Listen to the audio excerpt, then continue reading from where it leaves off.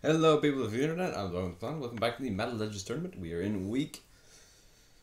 What fucking week is this? This is week 6 in the AFC. Okay, so we're a bit behind the AFC compared to the NFC. I kind of said that, but yeah. Anyway, it's good to be back to the AFC. I mean, I think in recent years anyway, it's kind of been the less interesting division of the two because it's always the Patriots, or the Steelers, going to the Super Bowl. I suppose Patriots, then Broncos 2 years. Joe Flacco is the only guy outside Manning, Brady, and Roethlisberger to go to the Super Bowl out of the AFC for quite some time now. So, yeah, I think it's easy to see why people would have their complaints about the AFC and why it's a less interesting division overall than the NFC. But I like the AFC too. I mean, I think there are good offenses too. I mean, I think that's something that I like. And you've also got the Steelers as a defense. So I probably will do this matchup of like a Pro Bowl, like, the Legends Pro Bowl, like, where I pick the best players from each conference, and put them on two teams against each other. But like, not obviously not including like the winning. Except obviously the players from the two winning teams, to kind of simulate that whole experience. But anyway, what do I think of the AFC as a whole? I mean, I think I think the Houston Texans definitely are the most interesting team, for me, because they've only been around since 2002. I mean, I am I am older than the Houston Texans as a franchise, and I mean, it's kind of weird, as seeing them going up, like seeing Matt Schaub as their quarterback. When he's going up against Peyton Manning and he's going up against Peyton Manning and Terry Bradshaw and Otto Graham. He's completely out of his depth. But yeah, the Texans. I think. I mean, I haven't played all the games yet. I think the Texans are a team with the potential to surprise, but I don't think they will live up to that because the competition is so good around them, it's kind of tough to see them doing well. I mean, obviously there's a few other younger franchises, like not just in the AFC but also in the NFL as a whole, like because the Panthers have been around since 1995, the Jaguars too, been around since 1995. But I mean, like even then they've had time to establish themselves and like set up decent franchises that could. I mean, well, they're not the greatest teams of all time. Like, they can still at least realistically challenge other teams enough to keep the games entertaining and close. So, yeah. I mean, I will talk more about the AFC teams as I play games as them. And, obviously in the run down to the playoffs and everything when we find out who they're going to be playing. I do look forward to those matchups because I think there can be a few interesting matchups that I probably wouldn't have thought I would have gone with my first choice in the first place. But okay, this is the most bizarre fucking week I have ever had in a Legends tournament. This game here is just so... I don't know what happened. It just got incredibly out of hand. I mean, this minute's 13 minutes long. There's still two games. Like, it's not like I put in a third one. But it just got so out of hand. I mean, Dan Marino driving down the field in the first drive, and he goes to the end zone. And, like, that took a minute, okay? Now, I mean, that's, like, relatively good for a Madden standard drive, so anyway, and then John Jefferson gets this ball and like he's not going to be stopped. He's going and he's lucky for the Dolphins. They did manage to catch him there, but LaDainian Tomlinson cannot be stopped. He's into the end zone for the Chargers touchdown to make it a 7-7 game, I believe. Yes, 7-7. Then the Chargers get the ball back again. They march into the end zone. So okay, it's a relatively close game early on. And normal scoring. I mean, I can't pinpoint the exact time, the exact moment where all this went wrong. But anyway, that was a pretty big moment for the Dolphins anyway. I mean, as far as the Chargers, as far as offense goes today, I mean, this is really a good game. But anyway, Lance Allworth somehow fends off three players, gets into the end zone for the Chargers touchdown. So it's a 21-7 game, and Dan Fouts gets the ball back again. He just floats it up there for Lance Allworth again, arguably the greatest wide receiver, or actually scratch that, the greatest wide receiver in AFL history. No contest there. But anyway, this is Mercury Morris getting into the end zone. Touchdown for the Dolphins to finally get something back in this game. But the Dolphins clearly didn't learn their lesson. Lance Allworth catches his second, and it's the second time he's run that route today, but Still, the Dolphins have come up with no answer for him. So he's just going to burn a few seconds off the clock and get into the end zone anyway. So, I mean, it's just a really, the Chargers were just on top of this game all day today. And then they got into the end zone again. So it was 42 points in one half. I mean, some teams haven't even managed to score that in a full game. And the Chargers just decimated. Chargers just decimating the Dolphins. But anyway, that play there, Paul Warfield getting into the end zone, and he jukes there. And that might be what the Dolphins needed just to get a slight edge back into this game. But anyway, Dan Fouts does have the ball back again. He throws it out. It's John Jefferson catching the ball, and Jefferson, or sorry, that's not John Jefferson, that's Kellen Winslow. My mistake. Yeah, so Kellen Winslow on the touchdown pass there, the tight end, one of the best tight ends of all time. And he's, I mean, oh my God, the 49 points in the third quarter, like it's not even halfway done. And Dan Marino, as you can see, not having a great game, 2 INTs and 8 for 20. But still, the Dolphins are left with a chance. And it's a 49-24 game with that field goal, not going to do much good. But the Chargers, tit for tat here, you know, another field goal anyway, the 52-24 scoreline. Looking, I don't know, slightly better for the Chargers than the Dolphins, I would say. Anyway, a screen pass here to Mercury Morris. I know this said the other guy was Mercury Morris too, but I honestly don't know who the fuck that was. This is Mercury Morris, and he gets into the end zone for the touchdown. He gets slammed down there, but that is what I like to see, diving for the end zone. A 52-31 game, so Dan Fouts, maybe he can be stopped on this drive. He's looking over the middle, he's looking for the pass, and he throws it for the end zone. He's somehow got the pass. Dolphins not working at all on defense today.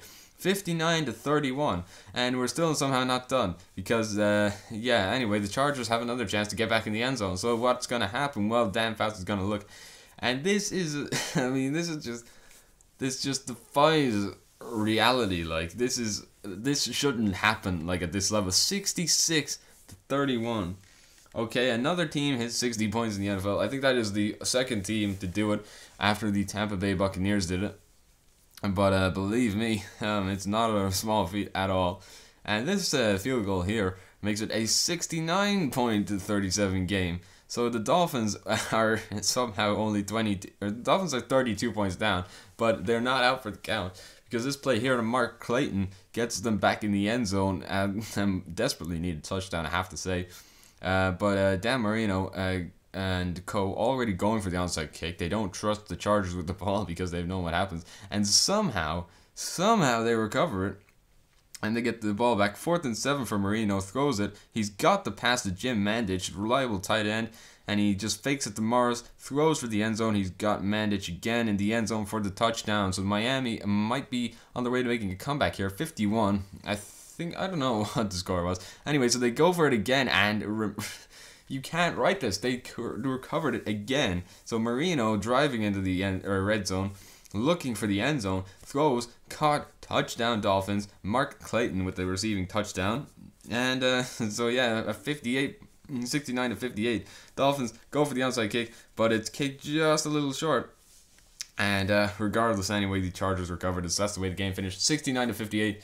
But if you thought this week was going to get any less bizarre, you were wrong, my friend. You were so fucking wrong. This game was probably even crazier. It's debatable. But 69-58 is the highest scoring game, I will say. This game was not as high scoring as that, but it was still ridiculously high scoring. So anyway, it's Ken Stabler faking the handoff, my mistake. And he goes for Freddie Biletnikoff on that play to get inside the 10. So the Raiders and Biletnikoff inside the 10.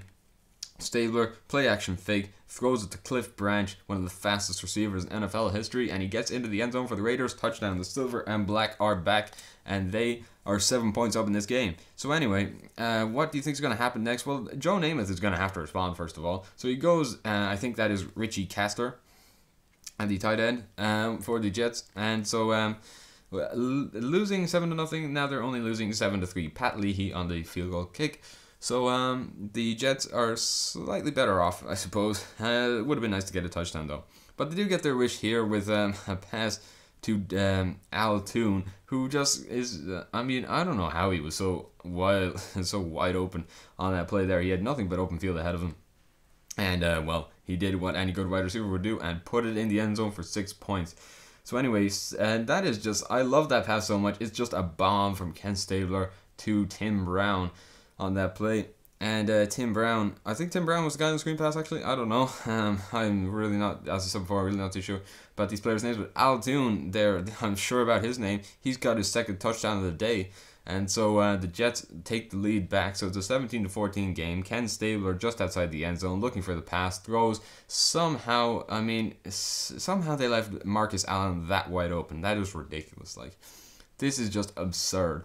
I mean, the Raiders are supposed to be way better on defense. The Jets are supposed to have a good defense too, but this happens anyway, so the Jets' offense finally falls apart. Willie Brown on the fumble recovery. Ken Stabler looking for the end zone, throws to the corner, gets Marcus Allen on the route. 28-17 to the Raiders. So, yeah, things not looking good for the Jets at this point, I figured. But I still left Joe Namath out there because I thought he was good enough to do it. You know, I mean, it wasn't really his fault for the 2 touchdowns, but anyway, it's a big effort there.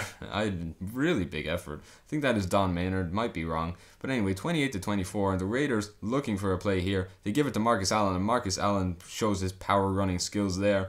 Gets free into the open field. And it looks like he might have at one point been close to being caught. But no chance for the Jets. Marcus Allen is into the end zone from all that distance out. So it's a 35-24 game. And this field goal here somehow makes it an even bigger margin for the Raiders. So they are 14 points up, and the Jets aren't really in a healthy position, so they need a touchdown. They get exactly that. That is, I believe, Brandon Marshall. I could be wrong. I don't know. Brandon Marshall's on the Bears, actually. I don't know who the fuck that is. But anyway, the bottom line is he scored a touchdown for him. And Tim Brown here with his 3rd receiving touchdown of the day. So the Raiders are 45-31 up, and they don't look like they're going to take their foot off the gas pedal here. So they're rolling out to his right. Joe Namath is close to being hit for the fumble there, but he just throws a miserable interception. So anyway, as his throw there, Tim Brown, 4th receiving touchdown of the day. This is just, or sorry, that was the 3rd receiving touchdown of the day. Oh, was Cliff Branch? He threw the first one too. My mistake, guys. Anyway, 52-31. You're 21 points down against the Oakland Raiders, but that doesn't stop Joe Namath from I don't know why I dived there, but I just thought it looked pretty cool. And anyway, I do like when they're hit while diving. I don't know, but anyway, 52-38. That does set up the touchdown to Al Toon again. 3rd receiving touchdown. He's keeping pace with Tim Brown. Pretty good company. Anyway, and then this screen fake here, and it's going the entire distance here. It looks like it might just be stopped, and yeah, it actually is. 2 yards out. So Joe Namath hands it off to Curtis Martin. Giving the Jets running back some much needed attention. So 52-45 game here. Stabler looking for the pass, rolls out to his left. He's looking for the pass and he just gets hit while it's going, and it's a miserable interception. The Jets have it and they're into the end zone. I mean, wow. I mean, yeah, that is pretty pathetic. Might have been my fault, but 52-52. The Raiders still get the ball back, but it's intercepted again by the Jets. And yeah, so the Jets now have the chance to take the lead here. And this long field goal from Pat Leahy is going to give them exactly what they want. A 55-52 lead. And while there was one more score in the game, I am going to have to tell you that it was... Or sorry, there was. There was one more score in the game, but the Oakland Raiders lost to the New York Jets, who hit 60 points. So 2 teams hit 60 points in this week, and all 4 hit 50. So I've been the man with the plan. Thank you for watching my video in this crazy week. Please leave a like, comment, and subscribe if you like this video, and be sure to stay tuned for my next video. So until then, guys, I will see you then. Bye.